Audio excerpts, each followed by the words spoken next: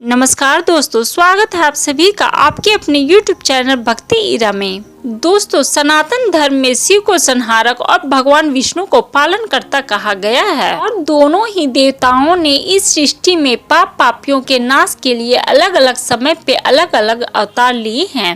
दोस्तों, सनातन धर्म में भगवान विष्णु के 24 अवतार का जिक्र होता है और भगवान शंकर के 19 अवतार का वर्णन मिलता है। लेकिन दोस्तों, क्या आपको पता है कि भगवान शिव ने एक अवतार इसलिए भी लिए थे ताकि वे भगवान विष्णु के संतानों का वध कर सके।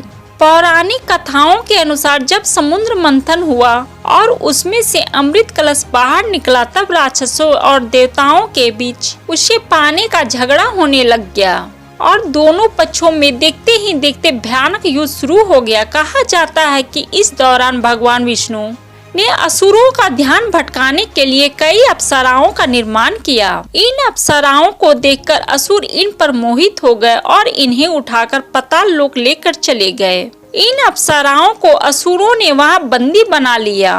बाद में जब असुर वापस आए तब तक देवता अमृत पीकर अमर हो चुके थे। असुरों को जब इस बात का पता चला तो वे गुस्से से होकर आग बबूला हो उठे और उन्होंने देवताओं पे हमला कर दिया। लेकिन असुर अजर अमर देवताओं के सामने भला कहाँ टिकने वाले थे। इसके साथ ही असुरों की हार हो गई और उन्हें अपनी जान बचाने के लिए वापस पाताल लोक भागना पड़ा। ऐसे में भगवान विष्णु असुरों का नाश करने के लिए उनके पीछे पीछे पाताल लोक पहुंच गए और वहां असुरों से युद्ध कर उनका नाश किया। असुरों के खत्म होते ही अप्सराएं भी आजाद हो गई। इन अप्सराओं ने जब भगवान विष्णु को देखा तो उनके रूप पर मोहित हो गई और भगवान विष्णु को पति रूप में प्राप्त करने के लिए भगवान शंकर से प्रार्थना करने लगी। अप्सराओं की प्रार्थना सुनकर भगवान शंकर ने माया से भगवान विष्णु से अपने सारे कर्म और कर्तव्य भूलकर पाताल लोक में उन अप्सराओं के स्वामी बनकर रहने को कहे।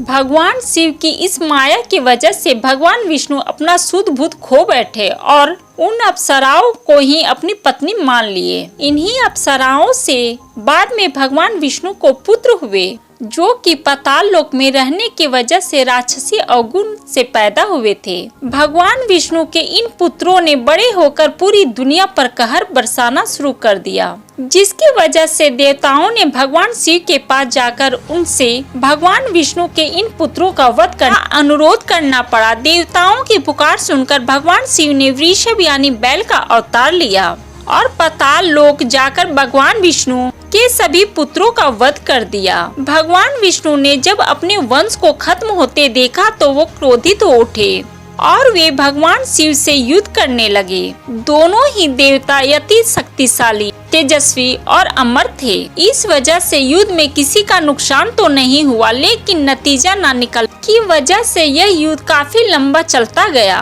युद्ध को खींचते देख अप्सराओं ने भगवान शिव से भगवान विष्णु का शुद्ध बुद्ध वापस करने की प्रार्थना किया। अप्सराओं की प्रार्थना सुनकर भगवान शंकर ने अपनी रची हुई माया खत्म कर दी। भगवान विष्णु को जब इस बात का अनुभव हुआ तब उन्होंने शंकर की स्तुति की और उनसे वापस विष्णु लोक आने की आज्ञा मांगी। भगवान विष्णु ने अपना सुदर्शन चक्र भी पाताल लोक में छोड़ दिया।